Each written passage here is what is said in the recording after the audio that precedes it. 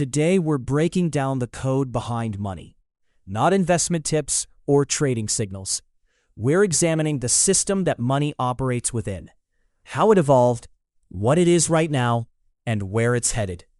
Here's what most people don't understand. Money isn't real. The paper in your wallet has no intrinsic value. The number on your screen has even less. Yet billions of people organize their entire lives around it. They work for it. They stress about it. So what actually is money? The answer lies in understanding structure.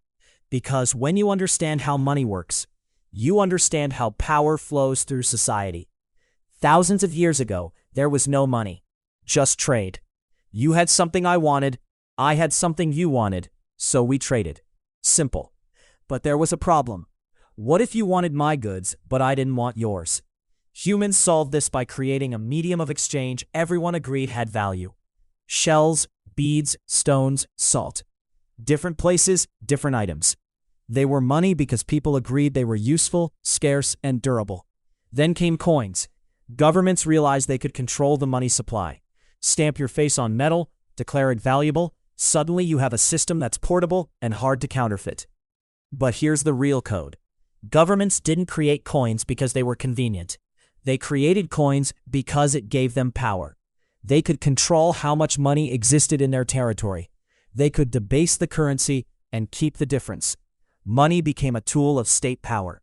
Paper money came next, started in China centuries before the West.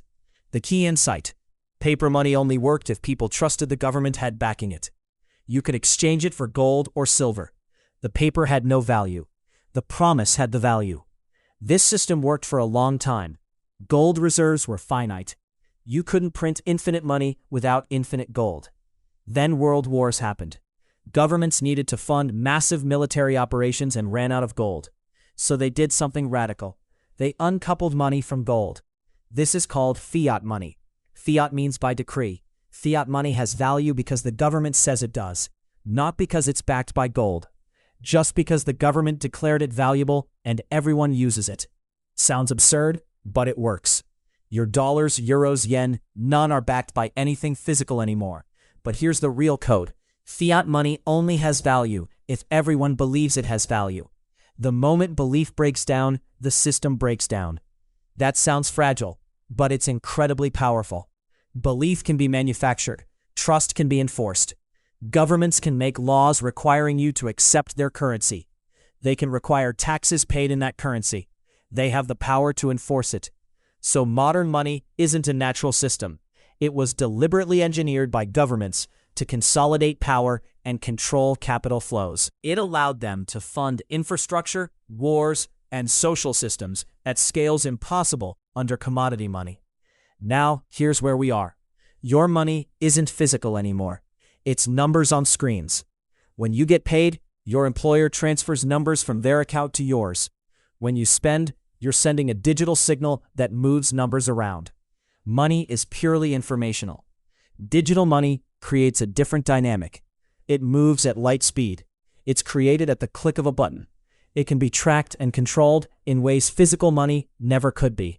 Central banks sit at the top. The Federal Reserve, European Central Bank, Bank of England. They have enormous power.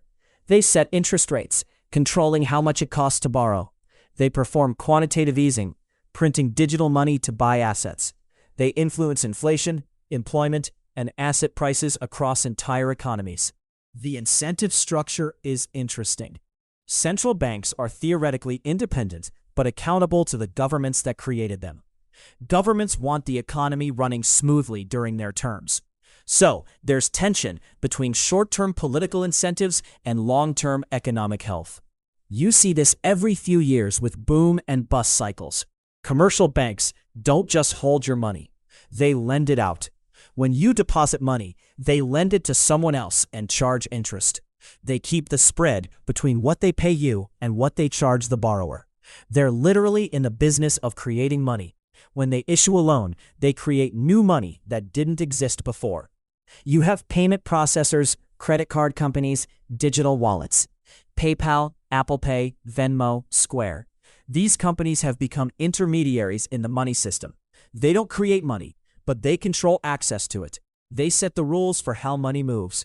They collect fees for every transaction. Then there's inflation. In a fiat system, governments can print unlimited money. When they do, the value of each unit goes down.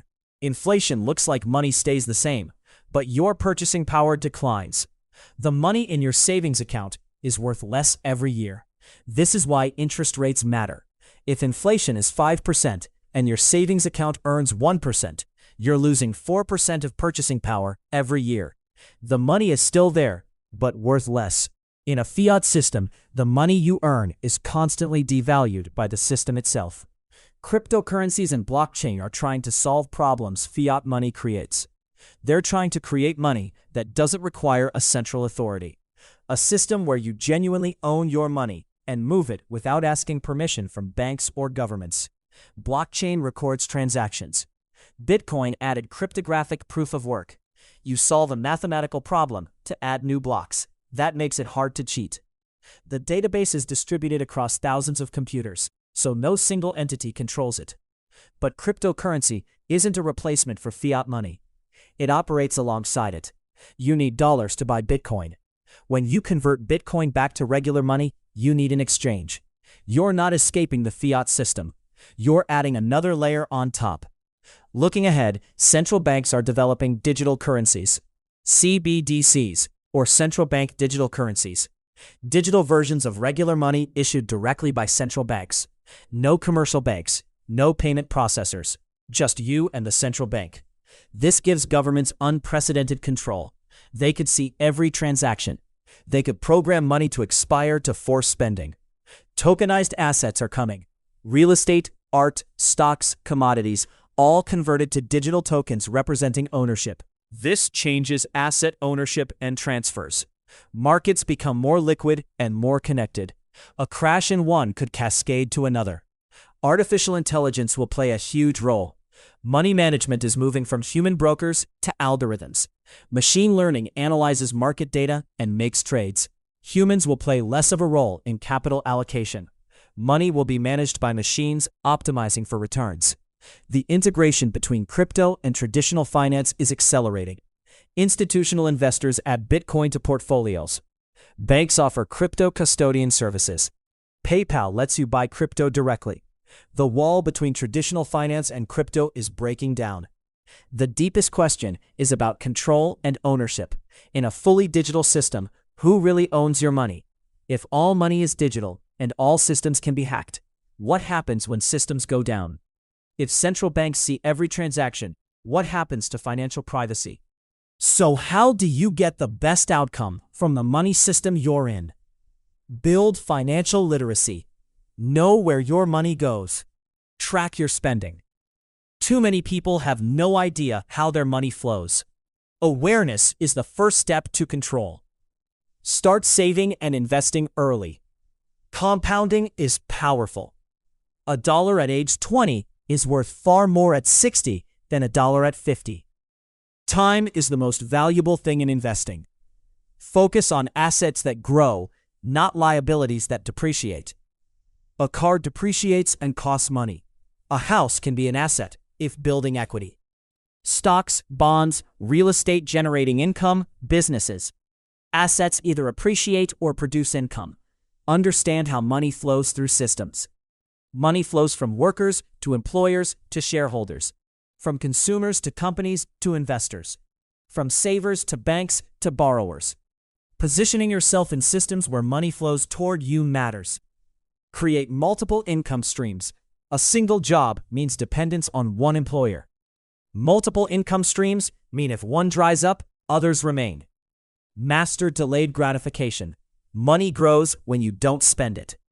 Every dollar not spent today is worth more tomorrow due to compounding. We live in a consumption culture. Everything is designed to make you spend. The people who succeed financially resist that. Automate your savings. If you have to remember, you probably won't. Automation removes willpower from the equation. Track expenses for a week. Write down everything. The awareness alone changes perspective. Pay yourself first. Before bills, put money into savings or investments. Too many people pay everyone else first and save what's left. which is nothing. Use credit wisely. Credit is leverage. It lets you borrow to buy something you believe will appreciate or generate income. But leverage cuts both ways.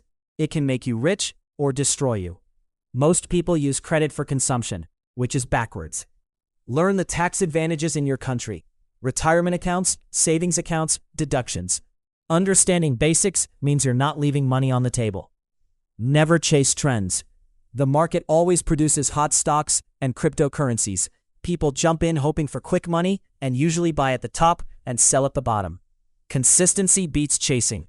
Investing steadily in boring, diversified assets over decades outperforms almost everyone chasing trends. The 50-30-20 rule is useful.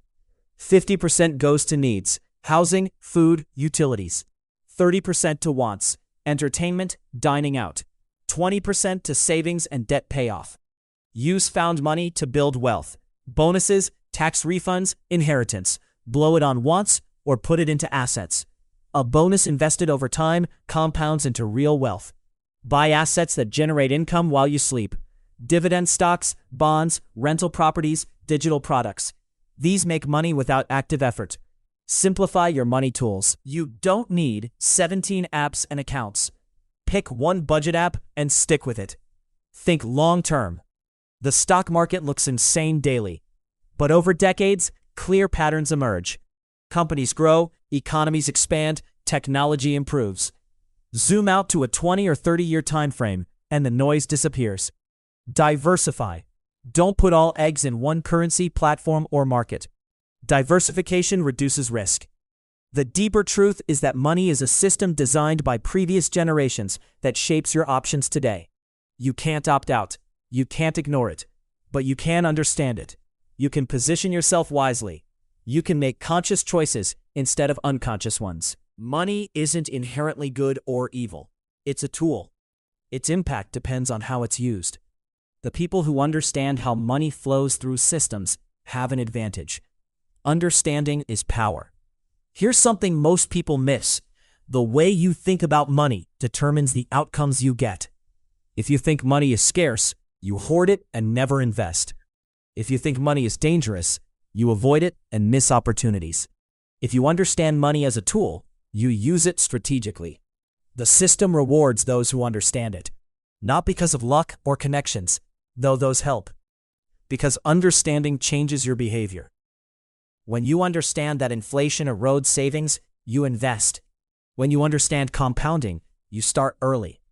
When you understand how banks create money, you stop viewing debt as evil and start viewing it as leverage. The wealthy aren't smarter than you. They're not born knowing this. But somewhere along the way, someone taught them how systems work. They learned to think in terms of capital flows and incentives rather than paychecks and bills. That shift in perspective is everything. Your financial life will be shaped by the decisions you make with money. But those decisions are only as good as your understanding. If you're enjoying this, hit subscribe so we can stay connected. Next time you get paid, think about where that money came from. It came from someone else's financial outflow. They paid you because they believe your labor is worth that amount. Next time you spend, think about where it's going. You're voting with your money. You're supporting certain structures and incentives. The money moving through your hands every day is code. It carries information about value, trust, power, and incentives. Most people treat it like random tokens they pick up and throw around. But it's actually data. Understanding that changes everything. Because once you see money as code instead of just currency, you become an active strategist. That's the capital code. Not get rich quick. Not buy this stock or that cryptocurrency. Not some secret financial hack. The code is understanding that money is a system, systems have incentives, and those incentives shape behavior. Your behavior, other people's behavior, entire economies. See you in the next case.